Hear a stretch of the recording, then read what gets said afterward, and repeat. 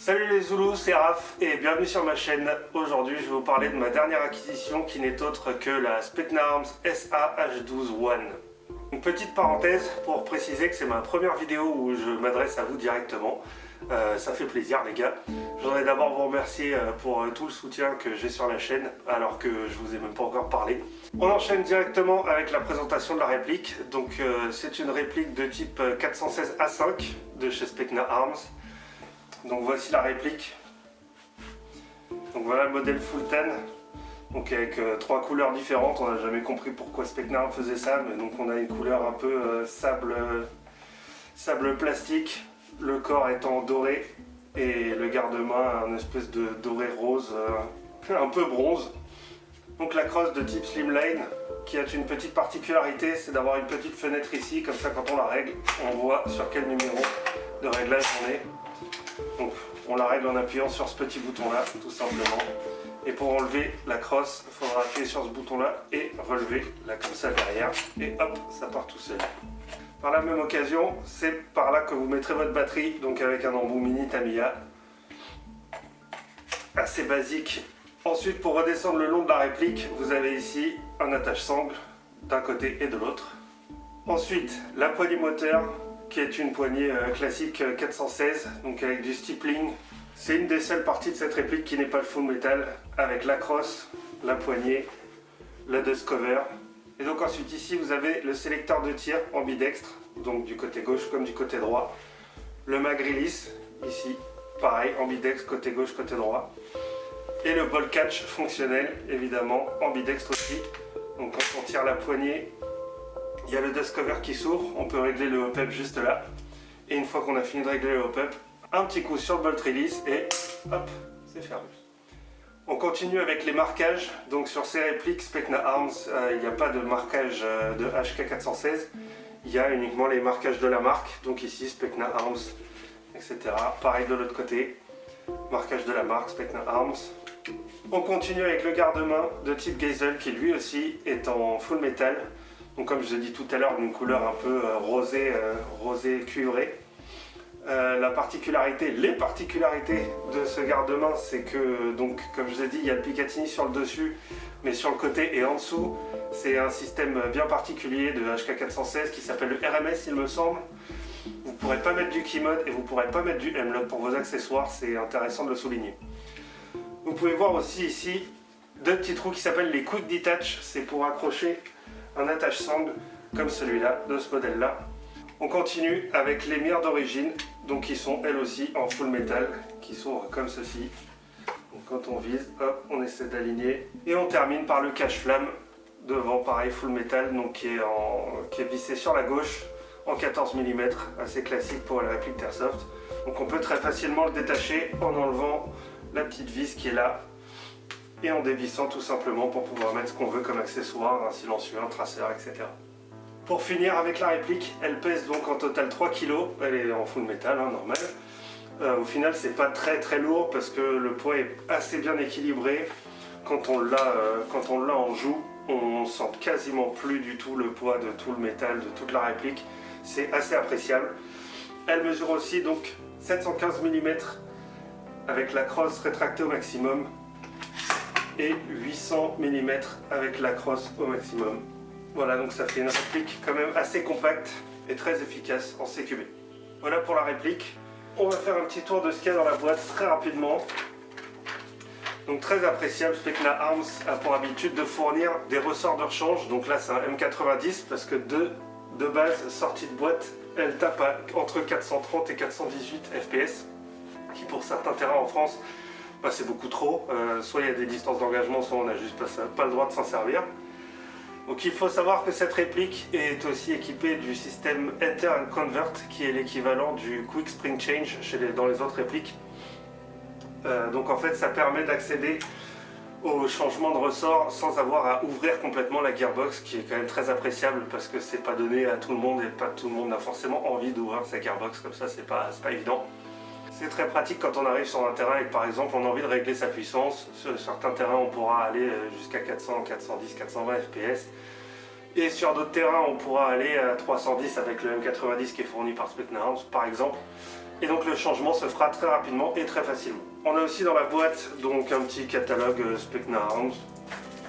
Un petit set d'autocollants Specna Arms, très sympathique, ça fait plaisir. On a aussi un manuel d'instruction de Specna Arms qui est donc entièrement en anglais, désolé pour ceux qui ne parlent pas anglais. Donc dedans il y a juste des instructions de sécurité, les choses à faire, les choses à pas faire, il vous explique comment marche le Enter and Convert. Voilà, donc assez basique. On a aussi le certificat de qualité de Specna Arms. Donc Specna Arms dans leur usine, à chaque fois qu'ils sortent une réplique, ils font des tests de tir à la 0,20 grammes. Et donc on peut voir ici les différents FPS à ce grammage-là. Assez pratique. On a aussi un chargeur iCap Full Metal, donc de 300 billes, avec sa petite clé de remontrance. Donc sa petite clé qui sert à remonter les billes dans le chargeur. Moi très personnellement je ne me sers jamais de chargeur iCap, encore moins de chargeur avec une petite molette. Je considère qu'il n'y a pas besoin d'avoir un accessoire pour recharger pour faire remonter ses billes, ça sert à rien. Donc moi j'utilise en général du mid-cap. Bon ben voilà, l'unboxing est terminé, on va passer à la phase de test de tir. Je vais aller remplir un chargeur et puis on va aller faire tout ça.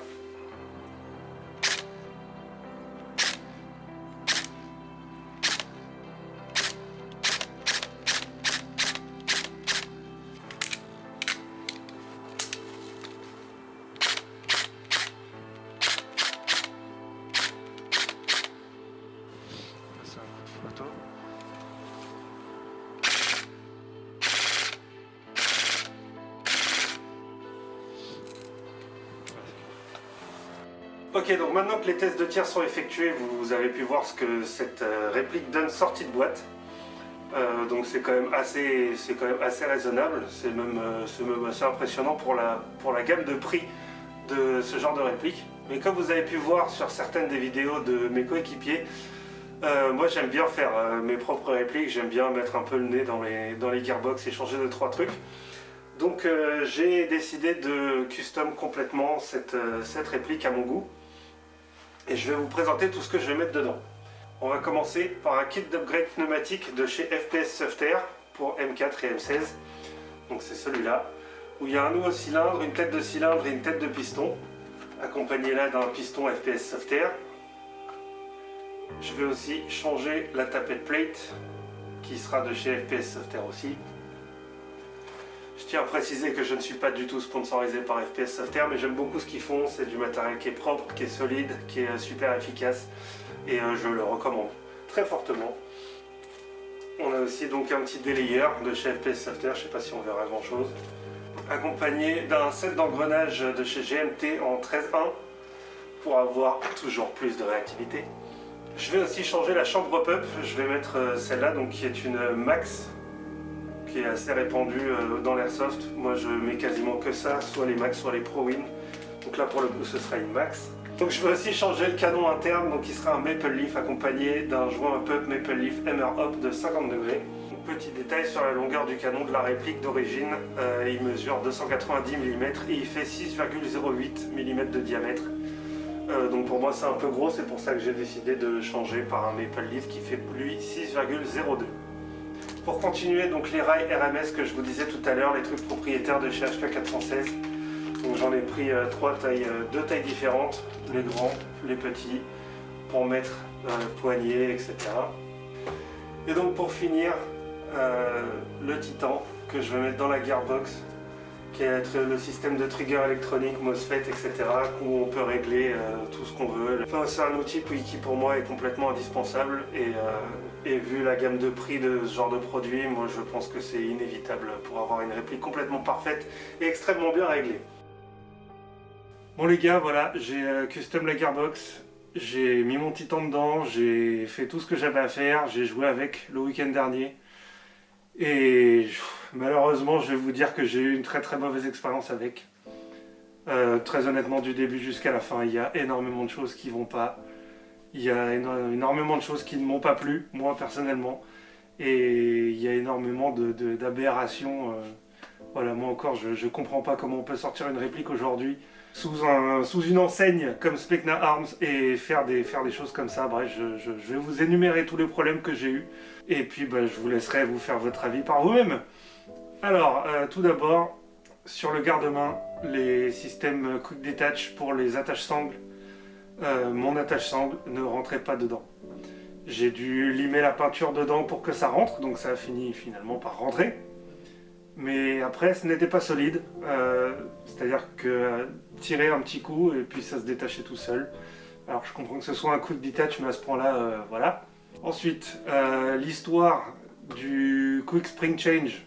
Alors j'ai appris il n'y a pas très longtemps qu'en fait Specna proposait 3 systèmes de quick spring change et celui que j'avais, le Enter and Convert, était peut-être le moins pratique à faire parce qu'il faut de toute façon sortir la gearbox en entier.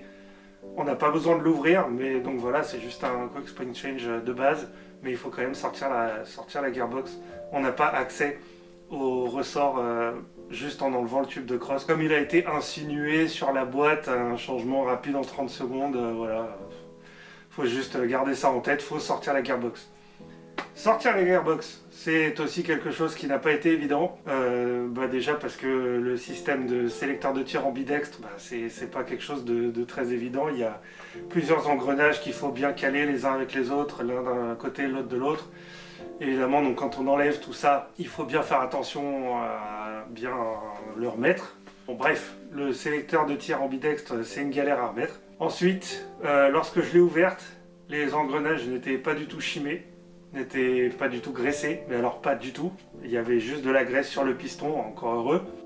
Pour ne pas mettre que des points négatifs, le côté hermétique entre le cylindre, la tête de piston, etc., tout le côté pneumatique était très très très hermétique. Donc de base, c'est quand même assez rare sur une réplique. Donc ça, c'était plutôt agréable. Je me suis dit, bon, allez, au moins un point positif. Mais voilà, comme je vous ai dit, tout le reste, les engrenages n'étaient pas du tout graissés, c'était pas chimé, c'était... Voilà quoi, c'était un peu décevant. Bref, j'ai tout enlevé, j'ai tout remplacé. J'ai dû limer 2-3 trucs parce qu'il y avait des petites pattes dans la gearbox qui m'empêchaient de fermer avec les câbles du Titan et tout. Jusque là, rien de très très grave, c'est quelque chose qui est plutôt basique. Ça arrive assez souvent dans les gearbox qu'on ait besoin de limer des choses pour que le Titan rentre. Bon voilà, jusque là, pas trop de problème. J'ai tout remonté, la gearbox tirait plutôt bien. J'étais assez content. Au moment de faire les tests de tir, c'est là que tout est parti en cacahuète et que je me suis rendu compte d'un très très très très très gros problème, pour moi en tout cas, c'est que aucun de mes chargeurs ne rentrait dans la réplique. Voilà. C'est-à-dire que j'ai plusieurs types de chargeurs différents, bon c'est tous des Pimag, hein, mais j'en ai de plusieurs marques différentes et je n'en ai aucun qui ne fonctionnait avec. C'est-à-dire que je les rentrais dans le magwell et quand je relâchais, eh ben, les chargeurs tombaient. Donc voilà, j'étais assez inquiet quand j'ai vu ça. Je me suis dit, c'est peut-être mes chargeurs qui ne vont pas. Je me suis acheté un set de 5 chargeurs en métal, de chez Specna Arms évidemment. J'ai aussi regardé leur tableau de compatibilité de chargeurs par rapport au modèle, parce que c'est quand même incroyable, une marque doit faire un tableau de compatibilité avec ses propres chargeurs, parce qu'il y a des chargeurs qui ne fitent pas. Des chargeurs Specna Arms qui ne fitent pas des répliques Specna Arms. Il va falloir qu'on m'explique. Bref, en tout cas, j'en ai pris. Sur le site, il disait que ces chargeurs-là marchaient très bien avec la série H, donc ça tombe bien. Une SAH12, je me suis dit ça marche. Donc je les ai reçus assez rapidement, merci Power 6. J'ai rentré le premier chargeur dans la réplique et pareil, ça ne tenait pas. Donc comme ils étaient en métal, je me suis dit bon, je vais essayer de plier la partie supérieure de la fenêtre qui est censée s'enclencher dans le mag catch et ça a fonctionné. J'étais plutôt content. Même s'il fallait modifier le chargeur, je me suis dit bon, au moins ça fonctionne. Sauf que quand je suis arrivé sur le terrain ce week-end et que j'ai voulu tirer, c'est pas compliqué, je tirais une bille et puis après ça ne filait pas. Ça ne filait pas du tout, donc c'est quand même assez désagréable dans une partie de ne pas pouvoir tirer, de se dire si je fais un rush, est-ce que quand je vais tirer ma bille va partir? Voilà, c'est pas une manière très sereine de jouer, c'est pas très agréable, sachant que la réplique est neuve, que les chargeurs sont neufs. Je vous passe le détail du chargeur que j'ai rempli la première fois et la bille s'est coincée dans le ressort et que du coup j'ai dû rouvrir le chargeur, débloquer la bille, remettre le ressort, enfin bref, pour des chargeurs neufs, voilà, c'était très très décevant. Mais bon voilà, cette histoire de chargeur, j'en ai vu des vertes et des pas mûres sur internet en disant que il fallait mettre un velcro derrière dans le magwell pour que le chargeur reste bien calé à l'intérieur. Je veux dire, c'est quand même incroyable aujourd'hui qu'une entreprise sorte une réplique neuve où il faut qu'on mette un bout de velcro pour que le chargeur rentre bien dedans. Je veux dire, merde, voilà, merde. En tout cas, j'ai essayé l'histoire du velcro. Effectivement, les chargeurs étaient mieux calés, mais ça filait toujours pas, quoi. Ça filait toujours pas, je vous assure, je suis devenu fou avec cette réplique parce que chaque étape était une purge. Chaque étape. Donc du coup, je suis même allé jusqu'à acheter un nouveau Mac-Catch. J'ai pris un Mac-Catch de chez Max, parce qu'on me l'a conseillé et parce qu'on m'a dit que c'était des très bons Mac-Catch. Il faut savoir que sur la H12, le système de Mag Release ambidextre, sur le côté gauche, le bouton sur lequel appuie repose sur une patte en métal. Et du coup, cette patte en métal empêchait le Mac-Catch de Max de rentrer dedans. Donc j'ai dû la limer, évidemment. Une fois que le nouveau Mac-Catch était rentré, effectivement, tous les chargeurs rentraient dans le magwell et restaient coincés bien correctement, et encore, suffisait de faire un petit mouvement comme ça et on pouvait l'enlever très facilement. L'exaspération était à son comble. J'ai tenté le coup du velcro. Alors effectivement, une fois que les chargeurs étaient rentrés dedans, c'était bien calé, ça bougeait plus. Sauf que quand j'ai refait des tests de tir, ça faisait la même chose, j'imagine, parce que quand la bille remonte, le chargeur bouge et du coup perd son alignement et du coup les billes ne remontent plus. Voilà, tout ça pour vous dire que voilà, je suis vraiment pas satisfait avec cette réplique, je suis vraiment pas satisfait avec sa difficulté de custom, avec cette histoire de chargeur qui est quand même incroyable. Donc voilà, si vous avez toujours envie d'acheter cette réplique, parce que mine de rien c'est une très belle réplique, physiquement elle est vraiment magnifique, elle tient très bien en main, j'étais super fier de l'avoir sur moi sur le terrain et tout, mais très honnêtement je peux pas gérer ces problèmes techniques là, moi ça me rebute directement, j'ai été dégoûté. Alors, j'ai d'autres personnes dans mon entourage qui ont acheté cette réplique, qui eux en sont assez contents, je sais pas, ils ont peut-être des Mac spéciaux, ils ont des S-Mag ou des P-Mag qui rentrent dedans. Je sais que j'ai essayé avec un de mes collègues, je crois qu'il avait un chargeur Amoeba, et le chargeur Amoeba est rentré dedans, j'ai pas testé le tir mais ça rentrait dedans. Voilà, en tout cas moi ça rentre pas avec mon matériel, donc peut-être que j'ai eu un mauvais modèle, peut-être que j'ai eu une malchance avec mes modèles de chargeurs, mais en tout cas voilà, moi j'ai été très déçu de cette réplique, même si physiquement le modèle en lui-même me plaît énormément. Pour finir sur cette vidéo les gars, je suis désolé, j'ai refait le portrait de Specna Arms, mais là pour le coup je suis vraiment déçu, j'ai perdu énormément d'argent, j'ai perdu énormément de temps, j'ai fait énormément d'efforts pour essayer de trouver des solutions aux problèmes que j'avais et à chaque fois ça ne fonctionnait pas. Donc moi personnellement je suis très déçu de cette réplique. Si vous voulez tout de même acheter cette réplique, je vous conseille d'absolument pas y toucher, de la laisser telle qu'elle. Elle était très acceptable, vraiment les résultats de tir étaient plutôt bons. On m'a dit que le hop-up d'origine était assez moyen. Bon après les hop-ups ça c'est quelque chose qui change assez facilement et honnêtement je pense que ça peut être un bon upgrade de changer voilà tout le côté bloc hop-up, joint hop-up et canon de précision. En tout cas au niveau de la réactivité, de la gâchette, au niveau de la gearbox et tout, là pour le coup j'ai pas grand chose à dire. Comme je vous ai dit, le côté hermétique de toute la pneumatique était parfait et c'est quand même assez appréciable. Maintenant voilà, moi j'aime bien custom mes répliques et pour le coup je ne vous conseille absolument pas d'acheter cette réplique si vous voulez la custom. C'est la fin de la vidéo les gars. J'espère que ça vous a plu, j'espère que ça vous donnera un bon avis sur cette réplique et puis si vous voulez vous faire votre propre avis, je vous en prie faites-le. N'hésitez pas à partager dans les commentaires si vous avez une bonne expérience avec ou si vous pensez que c'est juste moi qui ai eu pas beaucoup de chance. En tout cas les gars, merci pour le soutien, merci pour les follow, merci pour les likes. Comme je vous ai dit encore, n'hésitez pas à mettre des commentaires, à dire ce que vous pensez de la réplique si vous l'avez, à dire si vous voulez l'acheter. Même à me demander des conseils pour des upgrades, des trucs comme ça, n'hésitez pas. Et moi je vous dis à plus tard.